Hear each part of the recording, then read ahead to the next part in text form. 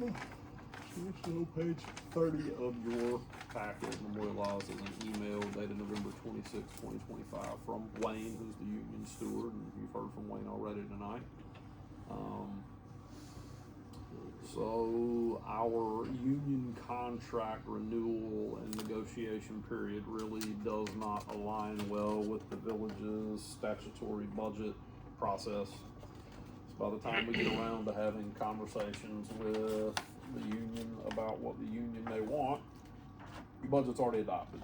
And so we've addressed that administratively by saying, hey, these conversations need to happen way earlier in the year, right?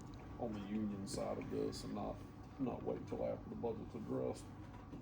So you've got a number of points that are being asked for within that email, and Wayne, you can take it from there. So, the union members here, we absolutely enjoy working for the village. We like providing a service for you guys. We don't go about making any issues. If Mr. Smith has a sewer backup, we're there. Most of us guys are within 10 minutes of getting to the facility, then getting to another 8-9 minutes to the place that we need to get to. We support the village in many different operations. One being water quality, responding, being on call, making sure everything's up to par. Another is keeping your streets clean, making sure when it does snow, all admittance to Rick being an amazing director of the public works, getting us out on the scene when it happens, when it needs to happen, and being on par. When you hear people say, hey, I just drove from Milwaukee, streets are absolutely not fair to drive on, and then they get to Waterford and it's a breeze. It's all dedicated to our hard work and Rick's leadership with that. Along with trees being down, stuff like that, blocking roads, John comes in with guys and helps get that squared away. We just, any problem that the village kind of has, we pretty much handle and make it a non-problem for you guys. As the world works, money is a big driver. We kind of talk, DPW members, we go to organizations like in Green Bay, there's a big conference you go to, you talk to people, you mingle, learn what other people are making, kind of seeing where we're at, kind of gauging where we're at. So we had talking with the town for a little while, learning that they're somewhere in the ballpark between $37 and $38 an hour, plus they just got a 4% increase this year to make them even higher than us. Most of the time, the surrounding areas that are paying what we make or above what we make are kind of one-task jobs. You know, they're either a mechanic or they're doing waterworks only or wastewater only. Excuse me. Most of our tasks we hear are multitasked. I do water, sewer, streets, parks, potentially fire with assistant pumping operator. Kind of wear a multitude of hats, and we're more than willing to do so, and we like doing that. So kind of to get us to scale to the next door neighbor, we are asking for the COLA plus 15% to get us up to that $38, $39 an hour range. What that kind of does for the village is kind of puts you guys at where you pay us actually very, very well. And if someone decided to leave the village because they were unhappy, we don't have the pool of applicants that may be, you know, your average municipal worker or people that don't have the drive. And then you get, with that dollar value, you can get people that actually want to work, make things better, and actually buy into making the village a better place. There's nothing more catastrophic for people than they see sewer coming up, water breaks in their streets. We respond very well. We assist the contractors as much as they need to. We shut valves, we get things on par, we notify customers when they're out of water, when they're back on. We just kind of feel that the village would be willing to find the ability to compensate with our closest neighbors and just make it where we keep people wanting to stay here for longevity instead of just looking at the next place that's making $2 more and wanting to leave. Or I did a small little poll, if you will, asked the guys like how many people have thought about leaving. And I believe it was 80% of the workforce thought about leaving at some point over money. Meaning that, well, I do have some printouts of neighboring villages that are hiring currently, you know, some that were well above their rate, some were below their rate. But meaning that just trying to drive the place to where people want to stay here, create the longevity, kind of like where Rick and just stays here for 25 years and retires, or even longer, he's continuing, you know, kind of just drive that known knowledge of the area. You know, I've been a water operator now for 9 years. I don't know half the stuff that Rick has in this village. I have knowledge from other places. I was very good with where I was at, but coming here, I was excited for the challenge and the understanding. I know, still, Rick has a lot more knowledge on that, and even if he had 15 years left, I don't know if we'd all grab all of that, but if you keep having turnover because of people wanting 50 cents, $1 more in other places, you're never gonna get that. And I personally, I took this job 3 years ago wanting to retire from here, wanting to stay close, wanting to invest in the village and move forward. With that being said, I mean, we're compensated pretty good, but at the same time, there's places next door making $4 or $5 more in other villages, which makes it kind of tempting, if you will, to see what's on the other side of that fence. You know, I know what's here. First time meeting some of you, but I think that we got to know each other, learned and grow together and take care of the village like most people want as far as citizens. I think we could make a very good team here. So what other villages are paying $4 or $5 more an hour?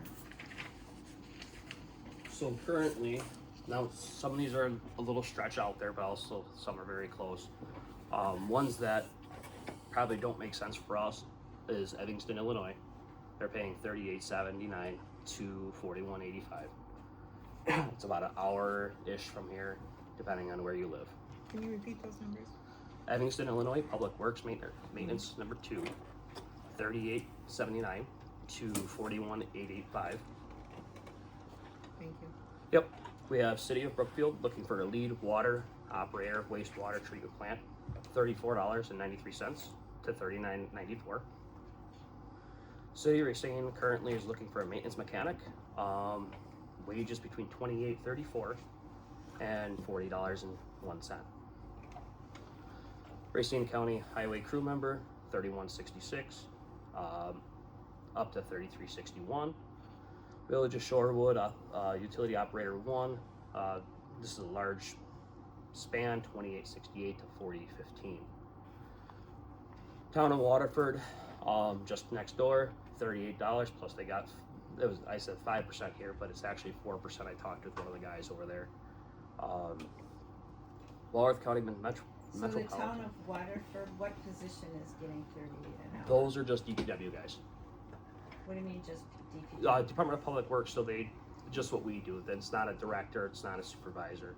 It's just co-counterparts. And They don't deal with water at all. They don't do water or sewer. They got a separate department for their lift station situation they have out there. So that is just your streets, parks, plowing. I don't want to say just, but it's different. It's a different animal. Did you guys pull any comparables for us? We're in the middle of that. Okay. So we don't have them tonight. No, not in spreadsheet format, but we're sitting there looking on the Wisconsin Municipal League. You got them right here up to date, you know, what they're all looking for. New Glarus Public Works laborer. That one is posting 22 to 25 an hour. Public Works operator, Village of Teresa, Wisconsin.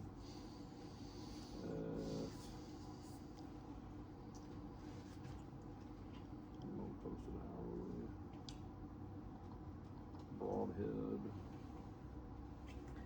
It's difficult to look at comparisons, you know, for population and also duties, because you guys are unique. Yes, you know, correct. in the water sewer operations, And some of the communities we looked at, like Brookfield, is quite sizably different, a lot more industry, So Shorewood. the We're problem, seeing all the those problem updates. that you run into is what is commutable to here. So anybody that could refinance their mortgage within the last 5 years did so and got a 2.25, 2.5, 3% mortgage, which effectively mortgage locks a good portion of the American population in place. So the question is, what's the differential between my commute now versus my commute to wherever? That's all math, right? So Brookfield all of a sudden becomes a comparable, even though it's a bigger community with bigger population. Because if you have to replace that position, part of the problem we run into with EMS is Adam brought it up, what's your housing stock to bring somebody here?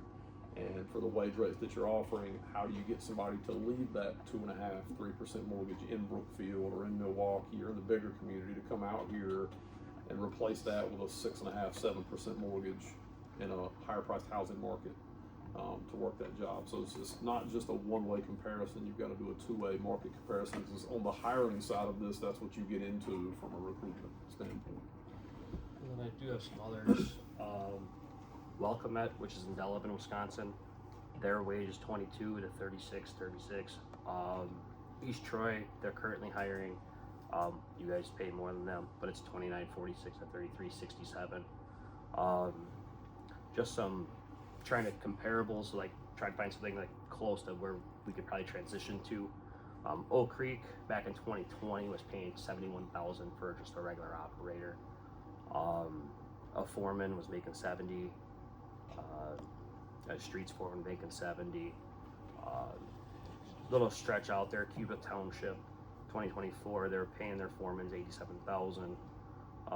They're paying their senior foremans $104,000, and then they're paying their superintendent $146,000. Now, obviously, I'm not a superintendent. Neither are most of the guys with us.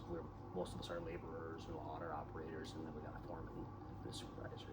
You become a training and feeder and licensing provider to all bigger communities, whether we're talking about fire or EMS or police or DPW. That's just part of the typecast role that you get being a smaller community is you get poached, right? And the way you combat poaching is you look at wage rates. A difficult challenge to dig into without a full wage and comp study is what's the health benefits package look like in those other communities and how comparable are you to that? In other words, wages tell about 80% of the story on what's going on. You're presuming everybody's in WRS, right? The retirement's just even keel no matter where you go. It then becomes about fringe benefits and what's the difference there. I'm unaware of a community that has better health benefits than what the Village of Waterford provides for its employees, like wide margin. So for the unfortunate part is for younger, less experienced, presumably more healthy employees, the health benefit package doesn't matter. They don't use it. So that tends to benefit older, more senior employees that have more chronic health issues. So all of a sudden the dollar paid out makes a lot more income sense to a younger family. That's what they're worried about. You have chronic health condition, individual analysis, different story. And I get the poaching. I understand that would happen. However, we also have different tax bases. So we've got to look at the whole thing. So your water and sewer don't have anything to do with taxes. Salaries do. Don't have anything to do with taxes. So your water operators are paid out of your water system. So it's water rates. Your sewer operators are paid out of your sewer rates. And in terms of rate structure, a water tap is a water tap. No matter where you in Wisconsin, and you're in the lowest fifth of all of the rates provided in the entire state. So you've got dirt cheap water and sewer rates compared to everybody else. And So part of that, this would affect what people pay for water and sewer? yes, ma'am. And mostly, that's most of the conversation because most of the union is water and sewer operators. But didn't you just say that Sally, that's 70 years old, can't afford the small increase that's coming on the next tax You have bill? people that, not the tax bill, the water bill. Or water bill? Yeah, unfortunately, you have folks that they're going to make decisions to move to other communities because they Can't afford, that happens across all of I America. mean, we got county reps that are talking about adding other fees to our tax base as well. Yeah. 911 calls. Yeah. So, you know, there's a lot that needs to be thought about. We also need to think about, maybe this is something that we have to look at doing before budget. So, June, I May, did June. talk with the union rep. I can switch it to be ahead of the budgeting plan process to be more able to commit to things. Not that maybe this or what have you, but just in the future, so we're not trying to play behind the 8 ball constantly and Right. asking, hey, you guys got your budget set, now we're asking for this, and you're like, wait a minute, my budget's already blown, sorry guys, or whatever it may turn out to be. But they said there's paperwork that has to be filled out from the village to allow the Mid-cycle reps renewal. conversation to come ahead of our planning process for budget. They do it, they send it over to us. I don't see that as an obstacle, and there's no reason for us not to do that. So talking about just, you know, the proposal on the table and kind of being the middleman between the two parties, being in management is an unenviable position in that when the meeting concludes today, I get to hear about this tomorrow from all the employees, and the policymakers here get to go back home, and Zeke has to deal with it, or Rick has to deal with it, or Mike has to deal with it. So having a good group of guys, what I would like to send them out of here with today, and I'm not saying no, it's not a budget conversation, because I think it is a budget conversation. How we handle this on the policy side impacts what decisions they all make as individuals tomorrow. So if they're gonna go home tonight from the meeting and have a conversation with their spouse and go, this sounds like I'm really gonna be taken care of, and maybe I wanna stick around, or this sounds like that job that I was thinking about putting in for, I need to go put in for it. And I can tell you from conversations I had with individuals that there are some folks in our organization that are thinking those thoughts. So I wanna be tactful about how we wrap this up today. Well, I have other questions. Sure. So, and understand that, you know, decision won't be made tonight, Yeah. right? But we have to ask the hard questions because that's our responsibility, you know. And I know I've had one encounter with a DPW employee. I had to call, it was probably 2 years ago, and the guy was wonderful.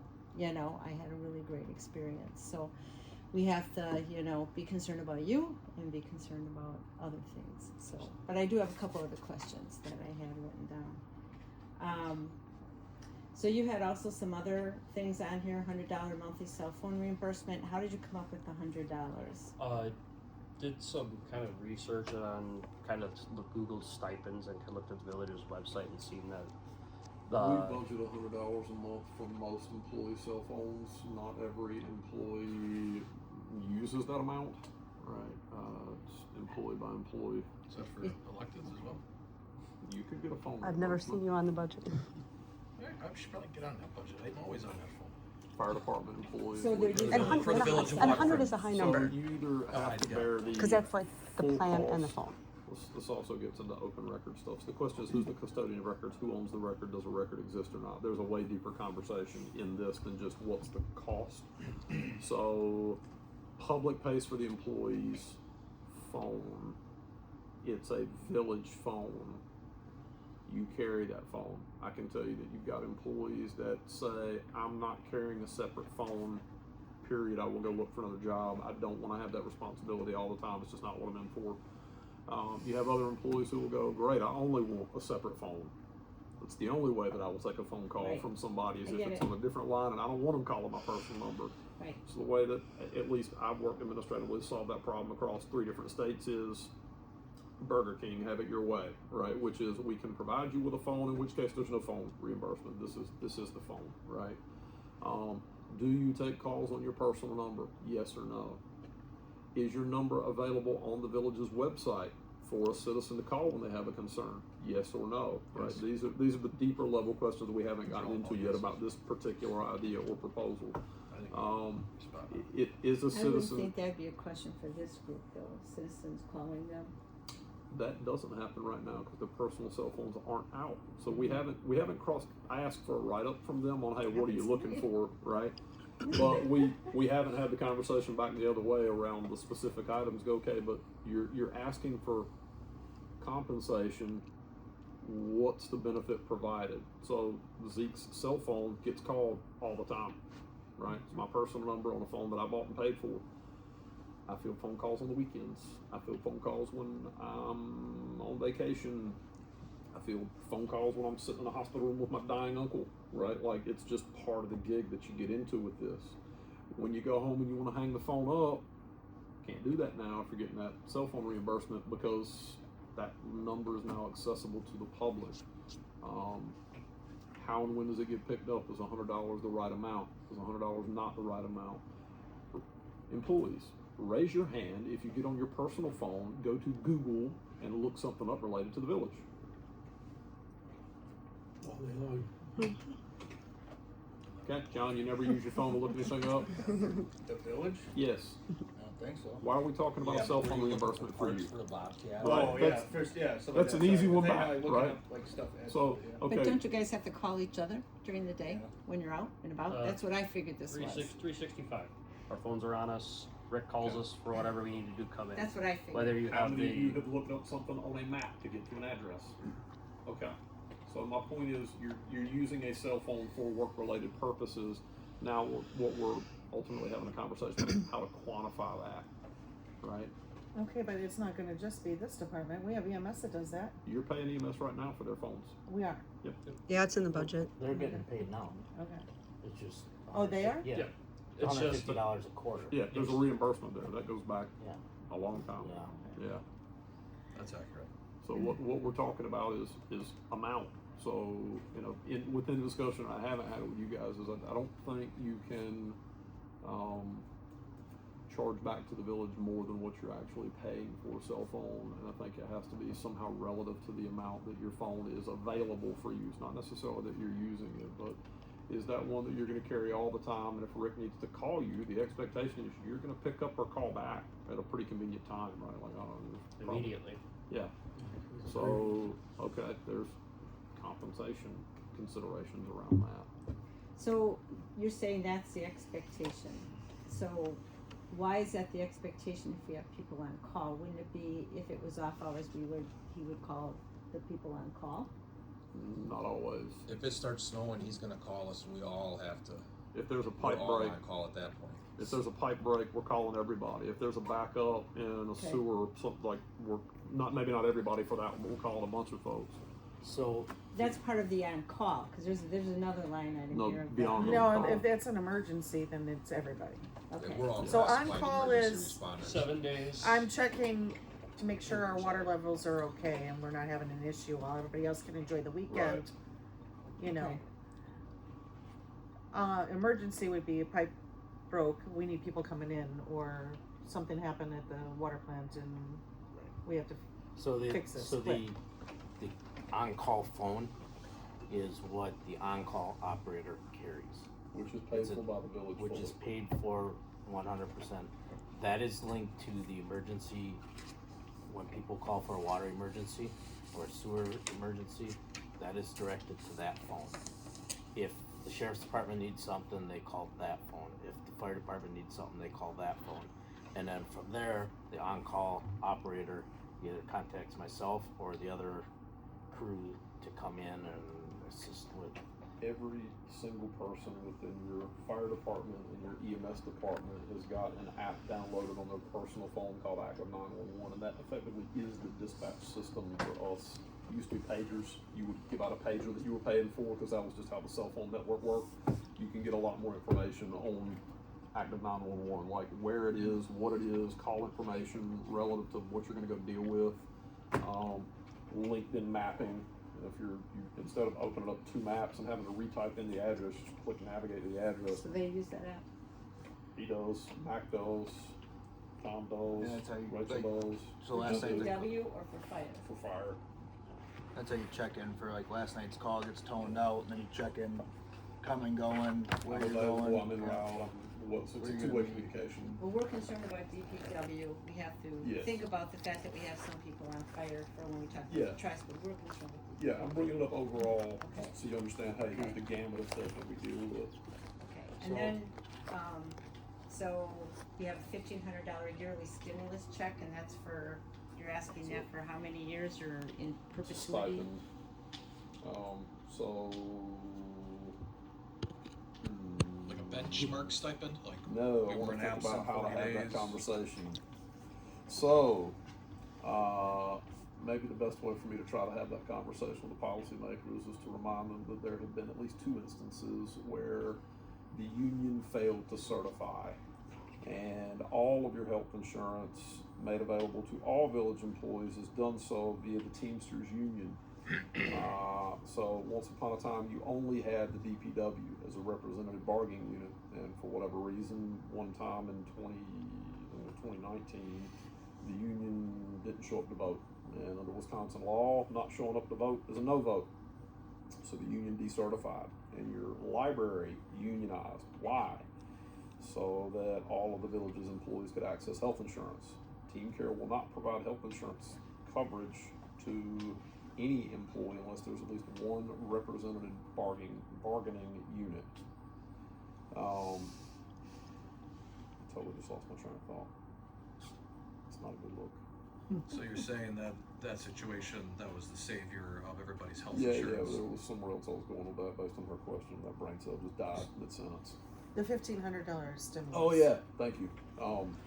So the DPW union came in and said, "Hey, we can't bargain for our union dues, but we would like a dollar amount that's somehow kind of close to that, because without it, the whole village doesn't get health insurance." And so the library board, separate from you guys, decided to do some stuff at the library board level, and the past personnel finance committee and village board has provided a dollar amount. Thing is their wages have gone up. Things that might or might not be union dues have also gone up. And I think that the folks in DPW are saying they would like to be compensated in an appropriate manner. For union fees? Nope, can't do that. That wouldn't be legal. Well, until Act 10's, Things that maybe sound like well, money that Act they 10 can is go still sell active, things. it's not illegal, so. I'm sorry for being snide with you about it, but like, that's the gist of it. So you're not compensating for union dues. You're just compensating. That's legal. Whether you like Act 10 or not, Yeah. might be a nice experiment if it is truly gone, just to see how Yeah. local municipalities could actually do what they want to do. Right. Just what you wanna Well, try. I'd like Well, to go back, cause I we mean- skipped over the, Want all these things? potential to Gotta pay do, for 'em. merit increases. I think I mentioned to you, Adam, that Yeah. I would like to meet with each department head about working on policies and procedures and reviews for employees, and possibly offering something in the budget for every department to not only have a COLA review, but for you to be able to look at giving a merit to those that have gone above and beyond. So I would like to work on that, but again, budget for 26 is done. My hands are kind of tied, unless you want me to, cause waves at administration or the library or police or anywhere else. I don't know where we're gonna pull money from at this point. But these are things that I would like to start working on going forward, so we can show each department that we value their Well, it's been contribution. done. Library's done it. When people have filled in, we've given them extra pay. Didn't you get extra pay at times when, yeah, so we've done it. Well, yeah, he's done it, what, 3 times now? So I thought this conversation today, just as an outsider, simply sitting here filming, was going to be about when I saw wages and benefits, about the WRS benefits and how it's different for different employees within DPW. Okay. That's a general classification based upon the job duties they all perform and are available to perform the majority of the time they're here. Like more than their full-time hours at DPW? Every single minute that John is in this building, he is subject to call for a fire department. I absolutely refuse to subscribe to the thought process that we could pay a public safety person to sit and play a Nintendo video game at a public safety rate, a wage amount, but John, who's out fixing holes in the roadway, we can't utilize his labor in that way during his downtime when he's not actually responding to a call. So John is available to respond to a call every moment that he is here. Tom's available for that, Mac's available for that, Rachel's available for that, Zeke's available for that, and we go. Okay, I wasn't trying to single you out. I just know that changed in the budget for both of you It changed and not the them. budget. No, it changed for all of them. It's just So math- spread out. So when I saw for them in the October budget, it's like $35,000 for the extra protective services for a handful of gentlemen in DPW. So I don't know what you're referencing, is in there for every employee that's up for it. There are, I think, by math, 1, 2, 3, 4, 5 employees that are being They're categorized that way. yeah, so they're getting like the 14% Yeah. instead of the 7%. Right. They're showing up. John, was the last time you were on a fire call? Last night. Thank you. Oh, I'm not downplaying that you do that. I'm just saying 40 hours a week are DPW and No, that is not at all the case. Thank you for trying that, and I'm done with that conversation. okay. Thank you. So, can I ask you a question? Because like Zeke said, they're gonna go home and talk to their families and other employees. So the budgeting process is done. So are we saying there's nothing we can do right now for this? Well, I did ask for staff back on December 2nd to please, bring me some comparables when we had this meeting. So that still needs to happen. Then we're gonna have to review with finance to see if there is any additional funds for whatever decisions we may wanna make. Okay. So the hard reality around what you face is you have, number one, an existing deficit. So you're spending cash on hand, much like you would spend down your savings account, right? And you can do that as long as you have money in the savings account. Good news, you got a couple $1 million there. You can do it for a while. Bad news, the bank gets a report on what you're doing with your money, and eventually they ding your credit rating. It's not how credit ratings work, but the idea holds the same, in which case your borrowings become more expensive. So you have almost unlimited asks coming from all of your departments. You have some room to maneuver within water and sewer because those are not tax rate dependent. So it's a lot easier to say, hey, we'll have a conversation about water and sewer operator compensation than John, for example, or Mike or Greg that solely sit within the realm of your property tax supported incomes.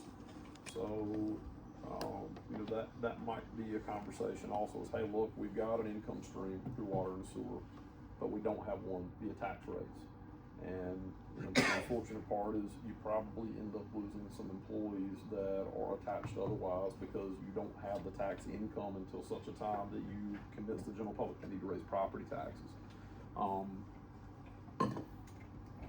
There's not an easy way to handle it. How do you simultaneously say, hey, we gotta let go of 2 full-time EMS employees and we don't know how we're gonna backfill with overtime, because that's not in the budget either, right? You don't have a robust overtime callback number. You have enough to minimally cover their PTO time over an EMS. So, your first challenge is how are you gonna right-size your staff overall and be able to put yourself in a fiscal position to address questions from. The easy way that I see doing that is to, again, repeat myself. You can handle water and sewer. You got income to do that. You're not in any position to have a conversation about Fund 100 related things, which is general taxpayer supported stuff. Could you choose to spend cash on hand? Yeah, you can do that in the short run, right? You can expand your deficit and provide additional compensation in order to stabilize something, then you need to use that time and cash wisely to build yourself a plan for how you're going to address it going forward. Redevelopment of East Main Street came up today at DPW committee. That's going to be going to referendum consideration at the village board level, it sounds like. What also came out of that conversation was purchase of properties along East Main. That's a 20-year process to buy them, rent them, buy down the actual purchase price, the rental income, and then be able to redevelop them. That's not a thing that gets done tomorrow. You don't have easy choices in front of you. That's why you get put and paid all the big bucks you get paid to come and do this. I don't get anything. Yeah, that's the big bucks. your amount? Yes, I waved Okay. it. I'm trying to help the greater good. Appreciate that. So I'm saying back to you guys have heard me say this before, like, I think the committee and board should consider stuff. But I think they also need to explain to you guys the fiscal reality that they're in, and you all have got to understand that, you know, they've got some things that, the can's been kicked down the road, before Don even, the can has been kicked down the road, and, you Before know, me even. yeah, before, I mean, really, some of this goes back 40 years. So I think probably what we're looking at is we would need comps, like you said, right? And who gets those? We're working on them now. Admin's working on it. Okay. So we have a group of communities, a list of communities that we use for fire and EMS wages. They're good size and location comps for us. So we'll get you those back as quickly as we can. Well, DPW as well, right? Yeah. So I think, you know, we certainly have some conversations that have to take place. So it's, you know, you guys are probably thinking, oh my gosh, this is a no, right? But I think we need to just have some conversations and then get back, right? Get back to Knowledge, we need knowledge, we can't Yeah, right. put things in where Right. we don't know. I hope Exactly. you guys don't feel like we're saying no, do you? I mean, this has just been brought This is to us. my first meeting ever with the village, trying to figure out anything. Most of my dealing's been with Rick or Mike, Zeke. So I know Tammy. I've been to her house for a water leak in the basement, stuff like that. Rachel, obviously, I work with her, but your name's Kathy, and I never met you until today. So I don't know how to read people that are in this room currently, how things are going. You know, I'm hearing a lot of, I don't know, and I don't know if we have the money, or some stuff that could compensate, like, or make it sound like a no. But I'm also hearing people kind of, at the same time, like, we can't make a decision without education, which makes 100% sense. My budget at my house, I don't go blow money and go, oh, I'll figure it out. I go, how much money do I have to spend? So I get it financially and budgetary. Like, you can't make a decision without having the information you need. You know. Good, thanks. So that's my standpoint. I don't only speak for myself, but you know, that's where I am at. Legal points that should be brought up. Your DPW union members, which is how this is coming to you, don't have the legal ability to strike today. They will, I think, likely regain the ability to strike in the next 12 to 24 months as that case works its way through. In my conversation with the union thinks that's where that ends up. And when I talk to my colleagues in this business, like, we all think that's where this goes. Not saying it will, but that's a good likelihood. Well, hopefully we'd have something before 12 months, Yeah. you know. yeah. Way before, so, but I do have another question on here, and that's the on-call pay. So how does the on-call pay work? So you're on call, and then you get, So currently, if I was on call for 7 days, 24/7, that's the on-call schedule. Sometimes it's twice a month, sometimes it's once a month, depending on rotation. Right. So for that week of being on call, I get 1 hour of straight time, Monday through Friday. That's just given to me. Okay. That's- $1 per hour. It 24 is hours? straight time. So He gets one One- hour of straight time for being on call for a week. For Monday through Friday, Per day. and then Saturday and Sunday are time and a half. 1 hour given from the village. So Whether total, you go on call or not. correct, to carry just the phone, the on-call phone, just to have the phone physically on you, which sometimes you're coming in for loose So dogs. sometimes you're not doing anything, and other times Correct. it's absorbing your life for the whole weekend. Absolutely. So when you have the on-call phone, I don't know if it's a written rule anywhere, is. but It's your a response personal time, I believe, is under 30 minutes. I could be wrong. But at the same time, I live in Caldwell, so I'm 10 minutes away, which isn't bad. But if I go to a Christmas gathering or Thanksgiving, I can't because it's pushing that line. I could, but it's pushing that line of response time. And so me personally, when I'm on call, I plan my life around being on call, so I don't go out to places that could put the village in a less response time for myself. Now, that being said, you know, sometimes you can call somebody else if you have something planned and they'll cover your shift, and then they take the call hour, and then if you call them, they're there, but that doesn't happen too often. So yeah, the compensation for the phones is just to carry the phone while you're on call for the 7 days, 24 hours. And then if you get called in, then Then I get time. time or time and a half, or probably time and a Do- half because you're over 40 hours. If I'm over 40, it's time and a half. So you get paid. So if it takes you 45 minutes, you're getting 45 minutes of pay. Correct. I don't get No minimum. there. Correct. But if I'm on call and I needed somebody guy backing me up because they're not on call, but I need an extra hand, I can call Rick and, hey, who can I grab quick, and then call them in, and they get a minimum 2 hours because they weren't on call and they're coming in. But when you're on call, it's just time worked, and then Sundays is double when you work past your normal round situation. And that's 1 hour per Per day, day. over the 7 days. Correct. So you accumulate 7 in that week. Correct. Okay. Just, And- I thought that's how I understood. Just want to verify. Yep. And then some communities around, they pay their guys, like Elkhorn, Wisconsin, they pay their guys 14 total hours to carry the phone for the same 7-day period, Okay. just to make the pot more Sure, lucrative or sure, beneficial to their understood. employees. And that's what kind of sparked that conversation. And I know there's a lot of asks on here. I get that, but it's not like it's every single ask needs to come through. It's just being creative on Yeah, I understand. I what to completely happen. understand. I used to Totally be get on call all the time, so I used to have 2 pagers and 2 cell phones. Oh man, what did you do? Healthcare. Okay. Okay. IT. Oh wow. Okay.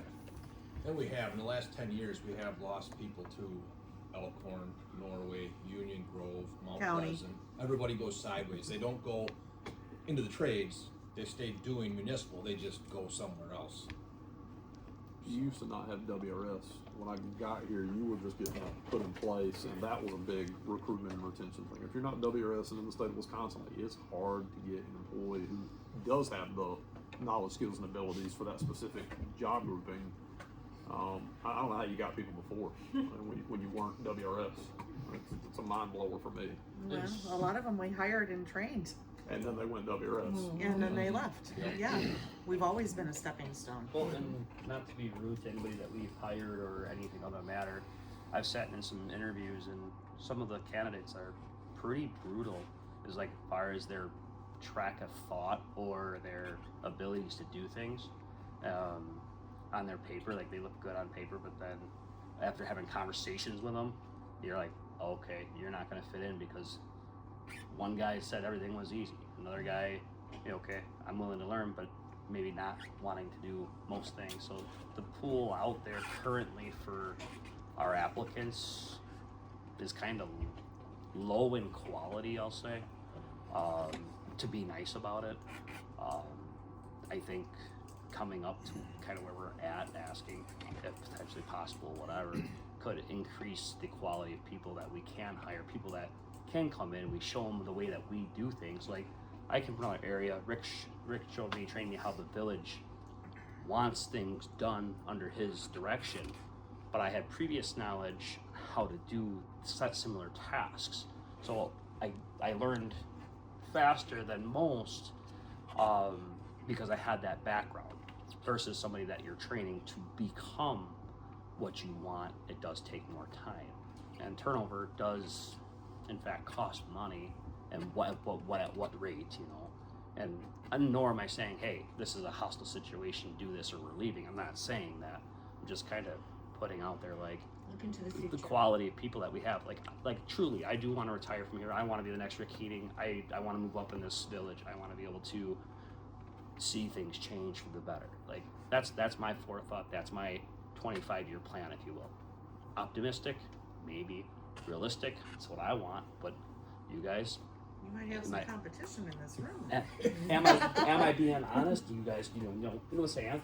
Is No. that's my generally feel. Some people sit here and blow smoke, and that's not me. But I do think that we could increase our pool if somebody does decide to leave and have better applicants, and we don't have to worry about that turnover rate or that low That quality diamond in the or rough.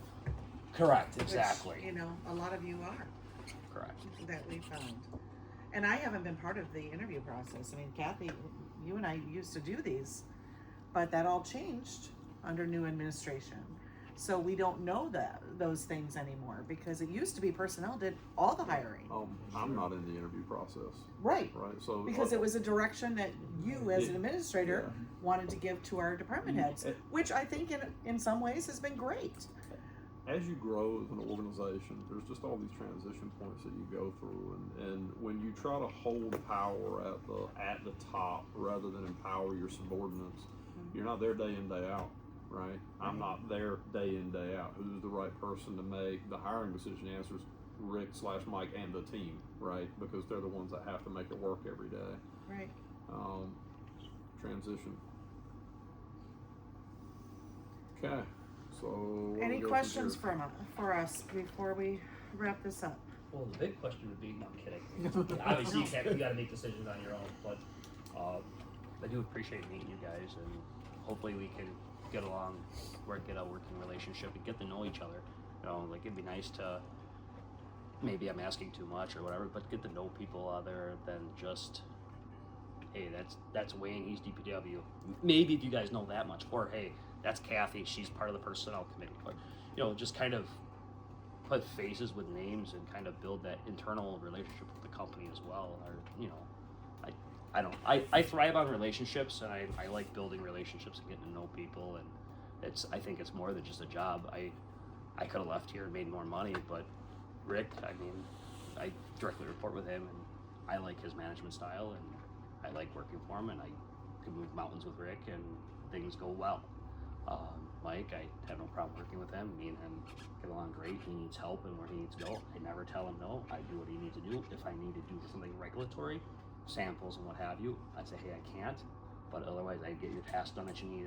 When I interviewed here 3 years ago, I told Zeke and everybody in the room that I don't care if I'm scrubbing a toilet, picking up trash, whatever it is, you guys pay me a certain wage to be a village employee. That's still a motto I live by, and I feel that that's also very valuable that the village has employees like that. And if we can get more people that buy in like that, I think this village could be unstoppable and get plenty done. The streets, we used to put down maybe 10 ton of asphalt a year. This last year, with Rick providing the equipment and you guys providing the equipment that we can make the jobs maybe less dreadful or more streamlined, we're able to throw down 320 ton of asphalt this year. Never been done, to my knowledge at least. No. So I mean, that's us 4 guys running like crazy. While they were doing that, I flushed the whole village myself with the water system, because made sure everything was clean and safe drinking water for our village. So although on paper it looks like a lot, they're also getting quite a bit with what you guys are able to receive. John here, he finds a storm drain that's broken, busted up, what have you. Rick buys the materials, he rebuilds them from ground up. That needs to be done within reason and safety. Adam helps organize everything and keep everything running with Rick's direction and with as far as the DPW side of things. And it's just, we got a really well-oiled machine. So We are I'm hoping very we appreciative, and stay that way. I hope you know how much I value you guys. I try to get over there when I can, and this year has been a little chaotic. Wayne, I filled you in. Yep, My absolutely. dad was septic right after Easter. I've spent 12 weeks back and forth to Florida, but my mom's cancer came back, so it's been a really hard year for me. But you know, I try to get to each department when I can, and you know that you can all pick up the phone and call me with any concern or send me an email at any time. But I would like to have admin get back to us with comparables. I would like to discuss what options we think that we financially might be able to address before the next budget cycle starts. And I would like to schedule another meeting before we leave here, because we have a lot of work to do, not only for DPW, but for each of our departments, I think. I would like I said, to almost like finance does with the budget process, I would like personnel to do that this year with each department head, having the directors come in and go over policies and procedures and where we can do enhancements. And, you know, maybe there are some perks that we can try and come up with to make this more enjoyable. Maybe we do need to have another picnic where, you know, we invite all the committee members and all of the staff. You know, do something at 10 Club or something. I don't know, but I guess I'm open to any suggestions. so do we have anything else that needs to be discussed before we look at scheduling another meeting?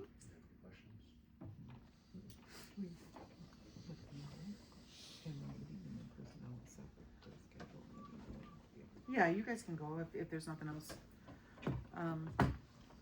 We don't have anything scheduled for closed session, but Yeah. I mean, if you guys wanna stay, you can. If there's anything else you wanna bring up before we start looking at calendars. Thanks for coming in. Yeah, thanks. It was nice to meet you guys, and I'll wave now.